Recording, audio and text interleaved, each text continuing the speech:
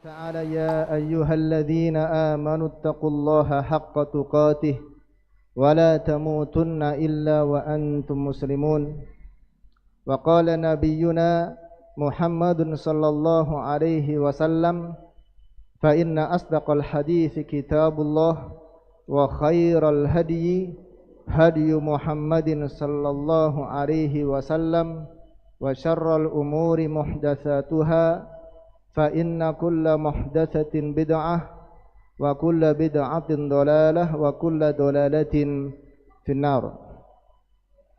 اللهم علمنا ما ينفعنا وانفعنا بما علمتنا وزدنا علما نافعا وعملا صالحا يا رب العالمين. Ikhwani jamaah sekalian yang dirahmati Allah Subhanahu wa taala, alhamdulillah kita bersyukur kepada Allah Jalla wa Ala yang atas nikmat dan taufiknya kepada kita pada kesempatan sore hari ini atau petang hari ini. Allah Subhanahu wa taala kembali pertemukan kita di majelis yang mulia ini, di salah satu rumah dari rumah Allah Subhanahu wa taala, untuk tafaqquh fid din, mempelajari agama Allah Subhanahu wa taala.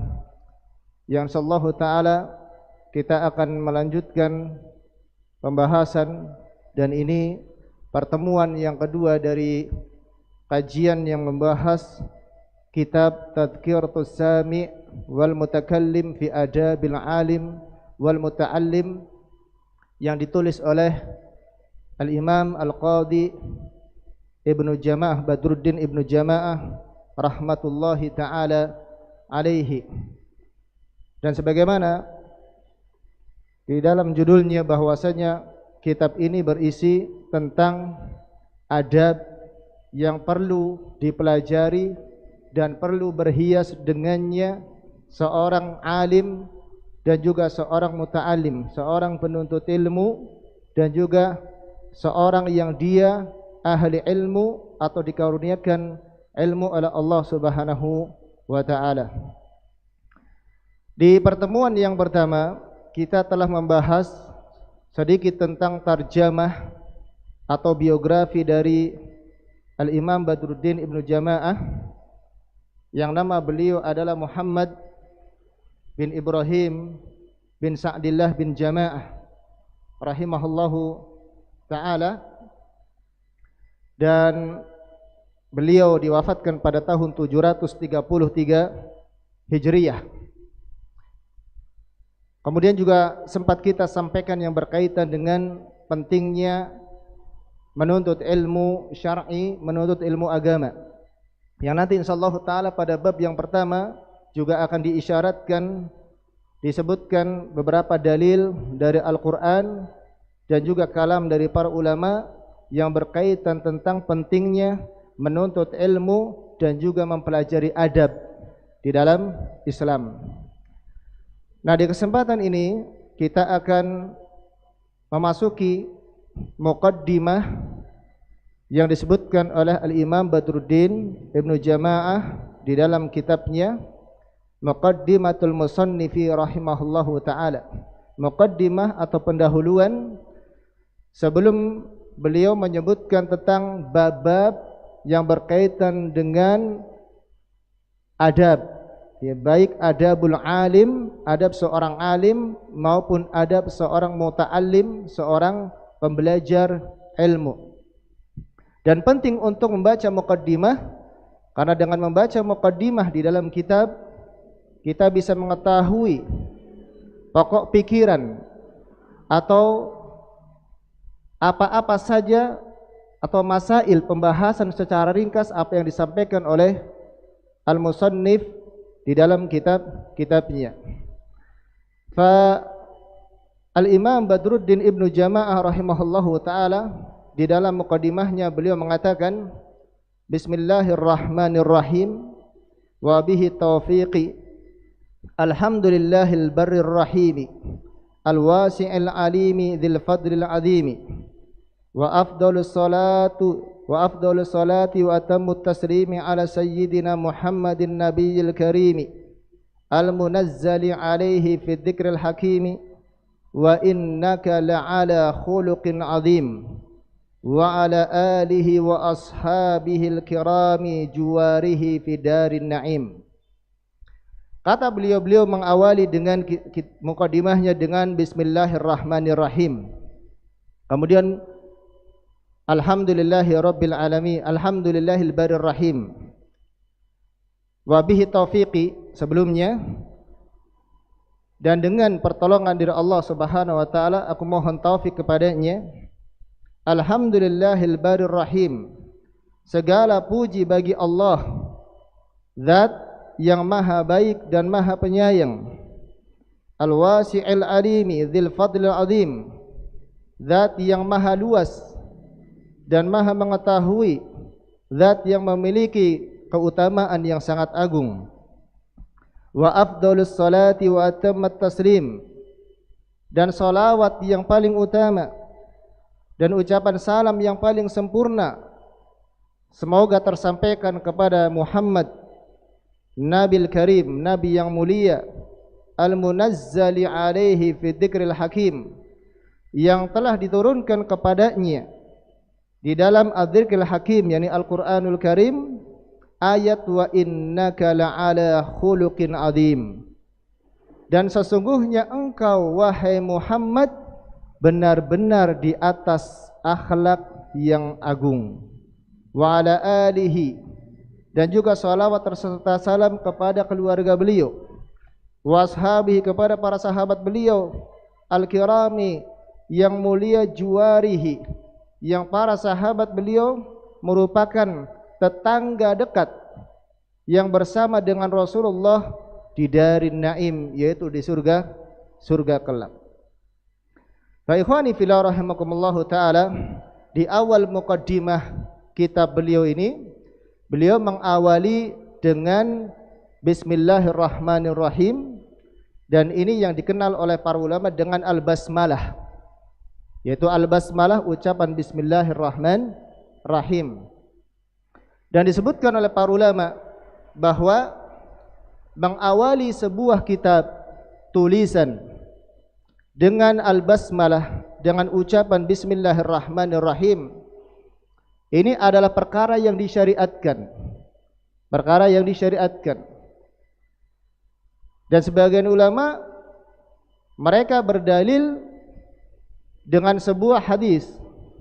Walaupun hadis ini banyak disebutkan oleh para ulama bahwasanya hadis ini adalah hadis yang dhaif.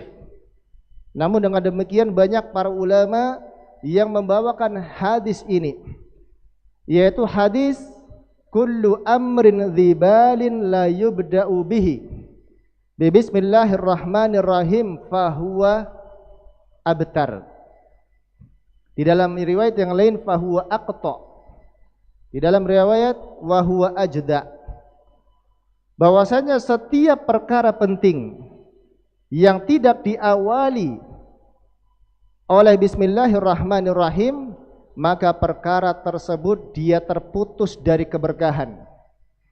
Setiap perkara seseorang yang dilakukan oleh seseorang, dia tidak mengawali ya dengan ucapan bismillahirrahmanirrahim, maka perkara yang dilakukan itu enggak ada barokahnya, tidak ada keberkahan di dalamnya. Oleh karena itu, para ulama di dalam kitab-kitab mereka mengawali kitabnya dengan bismillahirrahmanirrahim, dan disebutkan bahwa ketika mereka mengawali kitabnya dengan basmalah ada beberapa tujuan. Di antaranya yang pertama adalah iqtidaan bi kitabillahi ta'ala, iqtidaan bil Qur'anil Karim, yaitu mengikuti, mencontoh Al-Qur'anul Karim, di mana kita tahu bahwasanya Al-Quran yang diawali dengan surat Al-Fatihah itu diawali dengan bismillahirrahmanirrahim.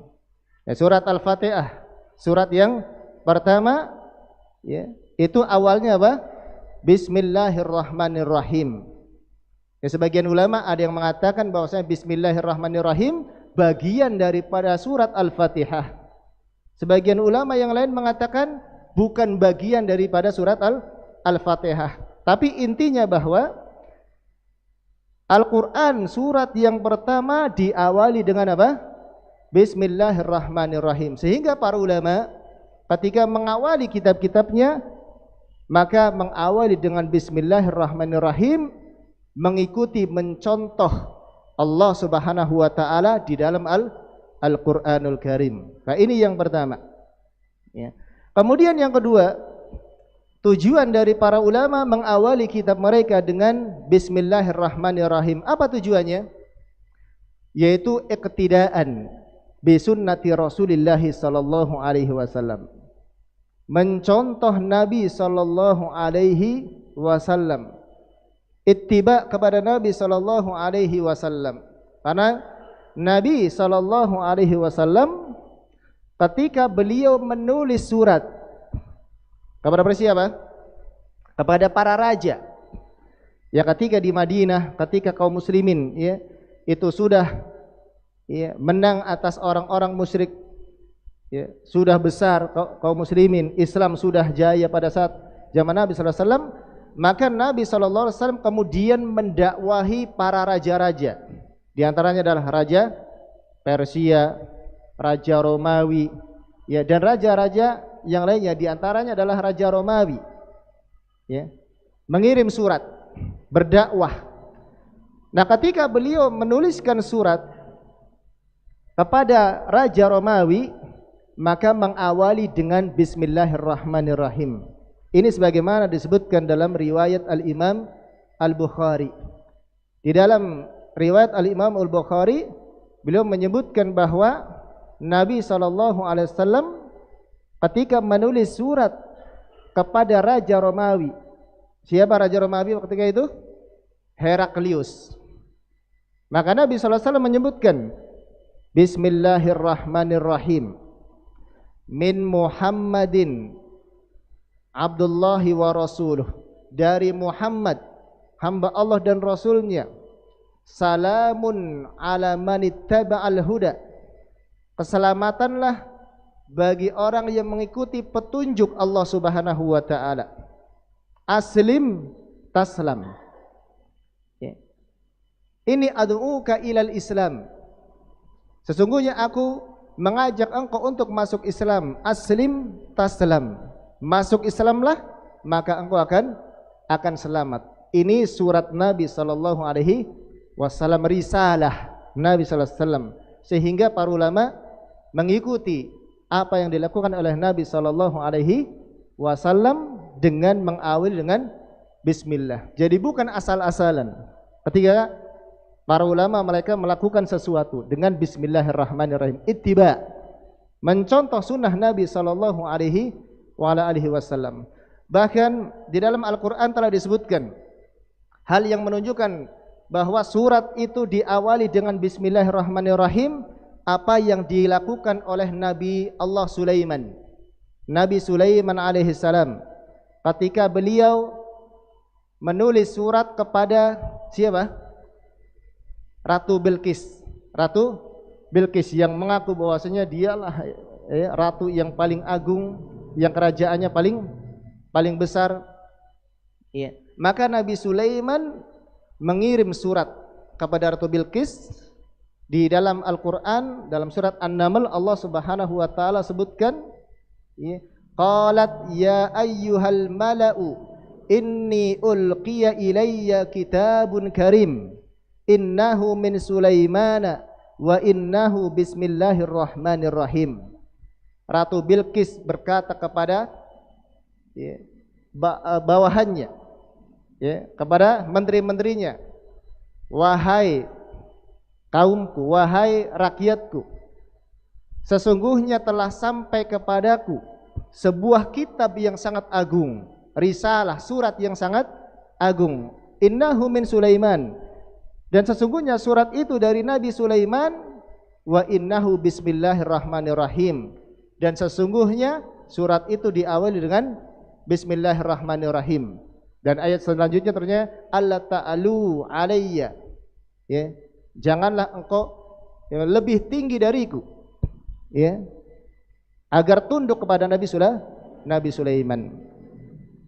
Ini yang kedua, ittibaan kepada Nabi dan Rasulullah sallallahu alaihi wasallam. Kemudian disebutkan juga oleh para ulama di antara Syekh Muhammad bin Shalih Al-Utsaimin di dalam Syarah Usul Salasah dan yang lainnya, bahwasanya ketika mengawali bismillahirrahmanirrahim adalah dalam rangka tabarruk, bertabarruk. Apa itu tabarruk? Bertabarruk, ngalap berkah, mencari keberkahan dengan menyebutkan nama Allah Subhanahu wa ta'ala. Karena ketika mengucapkan bismillah sebelum melakukan sesuatu, maka bertabarruk, mencari keberkahan dengan nama Allah Subhanahu wa ta'ala, supaya amalan kita kerjakan itu apa? Ada keberkahannya, ada kebaikannya. Ini tentang al-basmalah. Dan juga dikatakan oleh para ulama dengan beristi'anah, yaitu dengan meminta pertolongan kepada Allah Subhanahu wa ta'ala. Kemudian setelah mengucapkan bismillahirrahmanirrahim, maka Al-Imam Ibnu Jama'ah beliau memuji Allah Subhanahu wa ta'ala dengan ucapan beliau, alhamdulillahil barrir rahimi, segala puji bagi Allah Subhanahu wa ta'ala, zat yang maha baik dan maha rahim, zat yang maha luas dan maha mengetahui, zat yang memiliki keutamaan nikmat yang sangat agung. Mulai dengan memuji Allah Subhanahu wa ta'ala dengan alhamdu, bahwasanya seluruh pujian yang berhak mendapatkan seluruh pujian hanya Allah Subhanahu wa ta'ala. Dan Allah Subhanahu wa ta'ala memiliki nama Al-Bar. Memiliki mana? Al-Bar, yang terkandung sifat di dalamnya yaitu sifatul bir, yang maknanya adalah al-ihsan, berbuat kebaikan. Allah Subhanahu wa ta'ala adalah zat yang maha baik kepada hambanya, yang maha baik kepada makhluknya. Tidaklah seluruh makhluk Allah berikan kepada mereka apa? Kenikmatan. Manusia Allah berikan kenikmatan, ya. Hewan Allah berikan apa? Nikmatnya juga. Malaikat, jin, tumbuhan, ya, semuanya adalah merupakan kebaikan dan kenikmatan dari Allah Subhanahu wa ta'ala. Dan disebutkan oleh para ulama tafsir, di antaranya yang disebutkan oleh Abu Su'ud, ya, makna al-bar bahwasanya Allah Subhanahu wa ta'ala, di antara kebaikan Allah ta'ala adalah Allah menyembunyikan, tidak menampakkan perbuatan dosa hambanya. Perbuatan dosa hambanya. Manusia yang berbuat dosa pada malam hari enggak ada yang tahu. Kenapa enggak tahu? Allah Subhanahu wa ta'ala sembunyikan. Allah Subhanahu wa ta'ala tutupi. Seorang hamba dia melakukan maksiat di dalam rumahnya, enggak ada yang tahu. Karena Allah Subhanahu wa ta'ala yang telah menutupinya. Kalau Allah berkehendak maka akan disebarkan. Allah berikan tahu kepada orang lain, tetapi Allah tutupi dosa-dosa maksiat hambanya, karena Allah memiliki sifat al-bar. Al-bar. Karena itu Allah Subhanahu wa ta'ala melarang, ketika Allah menutupi dosa-dosa kita, maka Allah melarang kita untuk al-mujaharah. Apa? Menampakkan, menceritakan dosa yang telah dilakukan, padahal dosa tersebut sudah Allah tutupi, jangan diceritakan. Makanya Nabi SAW bersabda, kullu ummati mu'afan illal mujahirin. Semua umatku akan dimaafkan oleh Allah Subhanahu wa ta'ala atas dosanya, kecuali orang-orang yang mereka bermujaharah,